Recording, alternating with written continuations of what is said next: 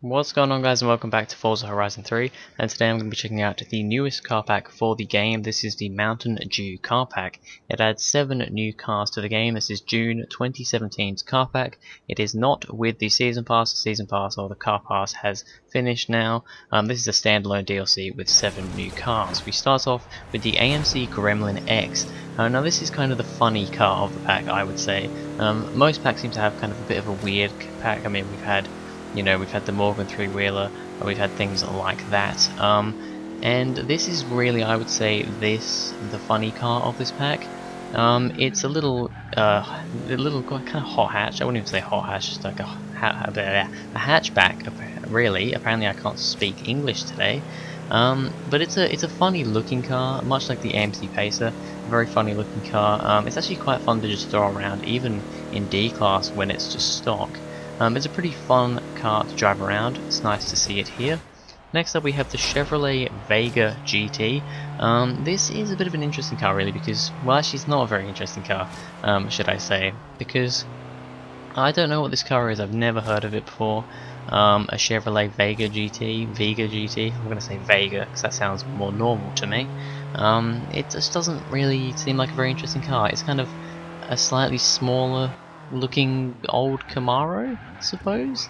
However, it's not really that interesting in my opinion. I don't think it's a very interesting car. Maybe it's, famous in some way or another, however I don't know why, or it's probably just a random car they stuck in the pack.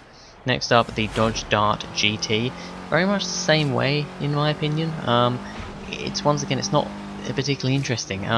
It's one of the newer cars in the pack. I believe this is 2013. Is it this? I don't know. It is one of the newer cars in the pack. I know that for sure. And I mean, it's a very standard car. It starts off in C class, so it's a little bit quicker than the cars previously. But I mean, if you want to mess around with it, stick some crazy upgrades on it, you can. But I mean, you can do that with any car really. Visually, it's not that interesting. It looks a bit like a Dodge Charger from the back.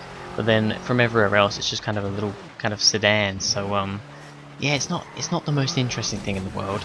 Next up, though, we have the Ferrari F50 GT.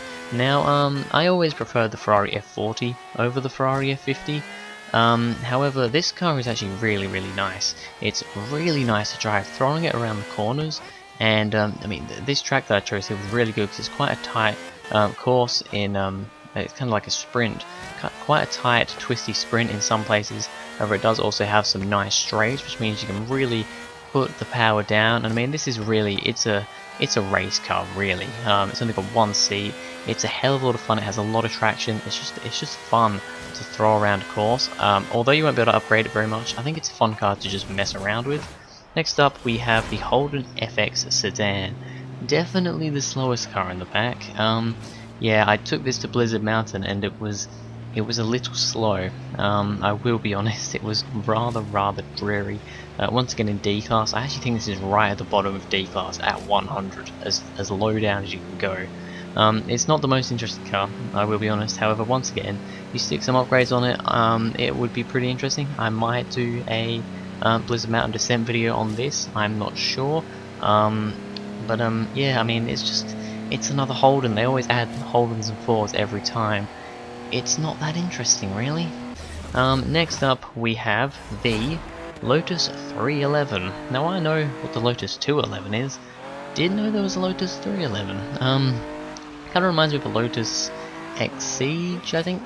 Exige or Elise. I don't know, they're all pretty similar. I think it reminds me more of a Lotus Exige, but kind of the more racy version, with the green and the yellow livery on it. Once again, this is quite a nice car to drive in S1 class.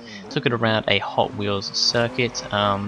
Thought I'd mix it up a little bit. I usually do these just on the normal map. Thought I'd mix it up a little bit for this one. But yeah, this is quite a nice car to drive. It's a Lotus. What do you expect? And finally, we have the Mitsubishi Eclipse GSX. Now this car, first of all, it's all-wheel drive. I didn't think Eclipses were all-wheel drive. For some reason I thought they were front-wheel drive, but apparently they're all-wheel drive, or at least this one is. As a car, how is it? Well, as you can see, I also took this one to Blizzard Mountain, and I don't know if it was just because I was on a snowy, icy surface, but the brakes were appalling. The brakes were absolutely terrible. I was braking quite a bit before it was telling me to brake, and it was still, you know, kind of locking up and sliding, and it wasn't great. However, if you like the Mitsubishi Eclipse, then I suppose you will like this car. Not really much else to say about it, to be honest.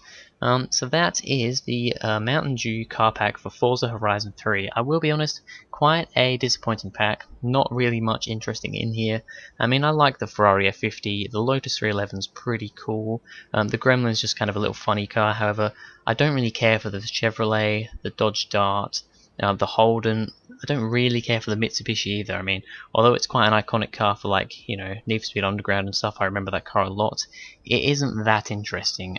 So really we have three okay cars in this pack. I'd say we have three pretty good cars in this pack. We have maybe one okay car, and the other three just don't interest me at all, really. But anyway, that is going to be it for this video, guys. Thank you very much for watching. If you enjoyed, please go ahead, like and subscribe, and I will see you guys in the next video.